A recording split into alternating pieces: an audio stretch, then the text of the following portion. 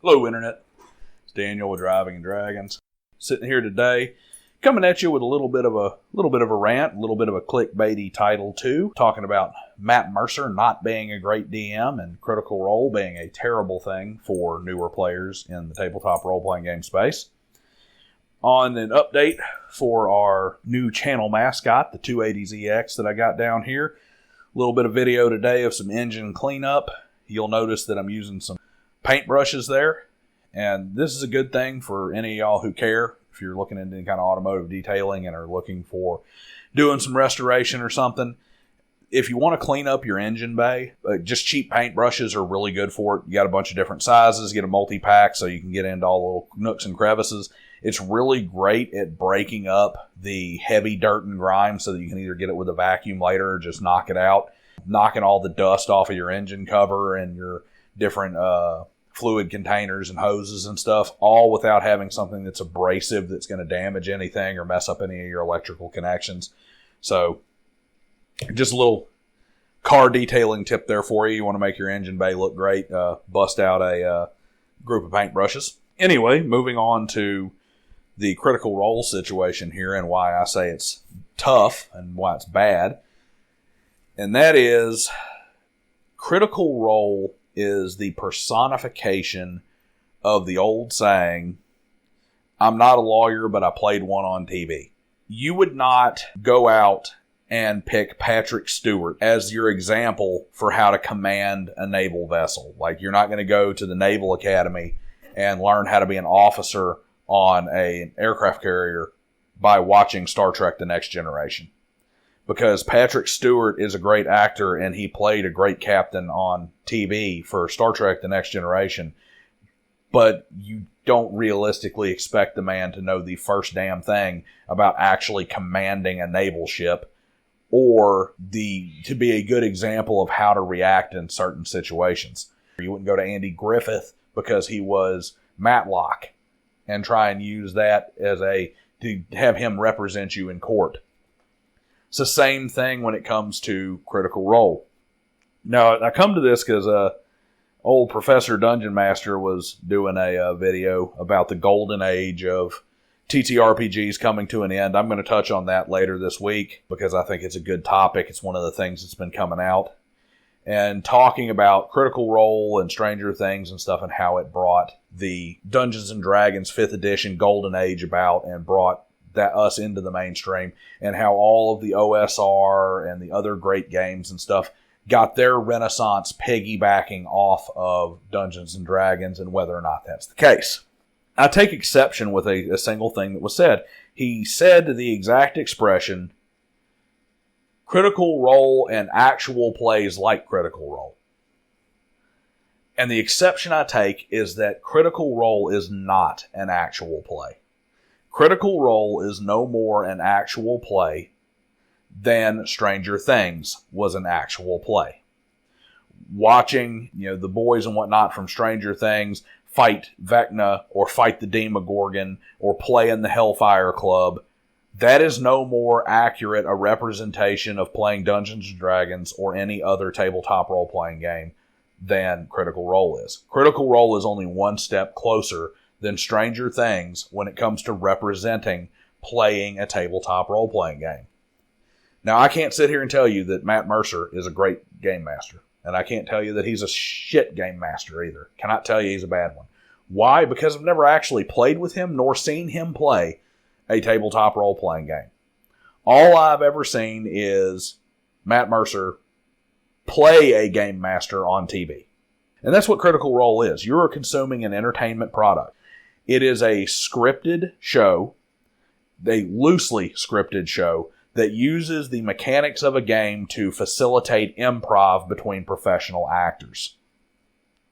It doesn't display their ability to draft a campaign. It doesn't display their ability to craft compelling character hooks. It doesn't show any talent when it comes to the rules or making a character or playing a character in a tabletop role-playing game or anything of that nature, because what it is everything is put together on a agreed-upon goal of creating a cohesive story, of working together. They're not kicking at the edges of your sandbox. They're not intentionally ignoring your character hooks and your plot hooks. They're not testing the invisible walls at the edge of your game world the way real players do. They all come in with the same idea and with a general idea of the type of story that they want to tell. And that is not what you get at a real game table. When you are watching it, you're not even seeing an actual play. From what I've heard from people who've actually played with Matt Mercer at conventions and stuff, he's a reasonably decent game master, but he's not some epic, world-changing, God, I can't play with anybody else game master. And new players should stay far away from Critical Role because of it, unless they can truly separate it as just another Stranger Things, just another TV show that happens to feature Dungeons and Dragons, as opposed to anything that you would ever want to emulate or compare your own table to, rather as a player or as a game master. And you should never be comparing your game master to Matt Mercer, because Matt Mercer is not a game master. Matt Mercer plays a game master on Critical Role. Now, I'm sure he's a game master in real life on the side. I'm sure he's played the game quite a bit, and I'm sure he's fine and serviceable as a game master just like any other for his table. But what he does on YouTube is not be a game master. It's playing a game master on TV, and you should remember that when it comes through. Moving on there, the best example of this and the best piece of evidence for it of all is Candela Obscura, the game that was the quote-unquote game that was made by Critical Role for Critical Role. And it's a great game for Critical Role. It is a horrible game as a game. It is a terrible tabletop role-playing game. And how do I know? Because even hardcore critters, YouTube personalities and game reviewers who hitched their wagon to Critical Role and owe the large amount of their success to Critical Role, true critters, bent over backwards and broke their neck to find anything positive to say about Candela Obscura. And the more honest ones, even going to Indestructisoy, who's a hardcore critter, had to come out and say, hey, this is a terrible game. This is horrible. It's flawed. It's fundamentally flawed. It's missing huge pieces. It's totally incomplete, and the parts that are complete are no good for real tabletop role-playing. But what it is, an excellent thing, it is excellent for the fake actual play that is Critical Role. It is great for improv, for a universe where everybody is working together towards the exact end, and all you need is just enough randomness for the camera to provide the illusion that you're actually playing a game and something that you can clip, cut, and edit to make yourself look better. Candela Obscura shows you that, if you want to give the benefit of the doubt to Critical Role and to the people involved in Matt Mercer, they're lying to themselves about playing a game. And that's me giving them the benefit of the doubt. Really, if you want to be cynical about it, they're lying to the people who are their fans about what they're doing, and they are lying intentionally in order to get profit and get money and to build their business and everything. And they're even willing to sell a defective garbage product that is designed to help them make a commercial as opposed to be an actual good product.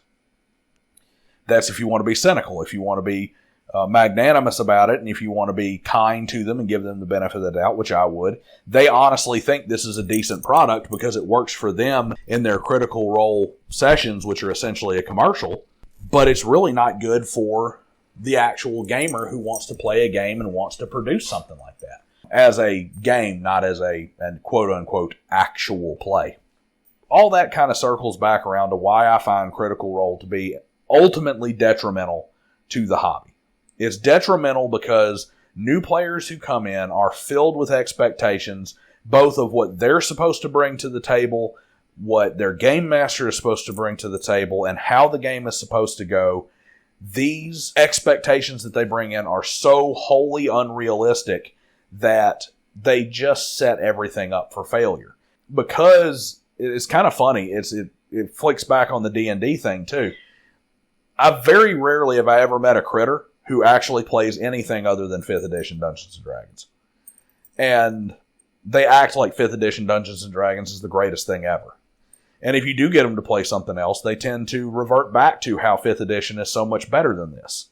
And I think a lot of that comes from the fact that they don't compare it to their own table and the times they have playing it with their friends or when they run it. What they do is when 5th edition Dungeons & Dragons doesn't look like Critical Role at their table, they say, well, we're just not as good as Matt Mercer. But when Call of Cthulhu or Traveler or Conan or Pathfinder doesn't look like Critical Role at their table, they turn around and say, well, this is a shit game. It's not as good as 5th edition Dungeons & Dragons because, otherwise that's what Critical Role would play.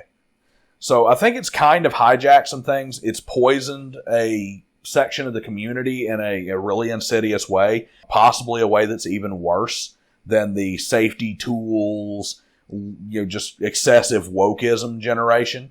And I'm just going to go out and say it. I think Critical Role is a great thing as an entertainment product for the people who want to see that entertainment product. It's a great thing for Matt Mercer and his crew. It's a great way that they've managed to make a living. But overall, I find it to be relatively cancerous to the hobby as a whole. And ultimately, I think it's going to be a bad thing as the curtain starts to roll back and the Wizard of Oz is exposed.